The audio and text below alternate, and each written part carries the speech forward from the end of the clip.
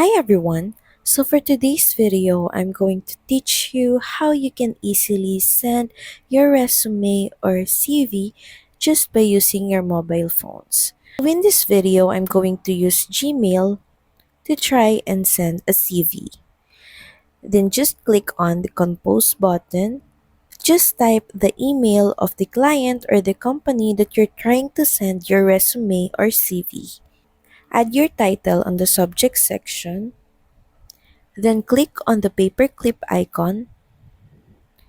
Then click on Files. Then from your library, just select the file of your CV or resume. You can also add a cover letter. Then once done, just click on the Send button. So that's pretty much it. Thank you very much for watching this video. I hope that this helped you on how you can easily send your resume or CV just by using your mobile phones. Please don't forget to like, share, and subscribe to the channel, and I will see you again on the next one. Bye!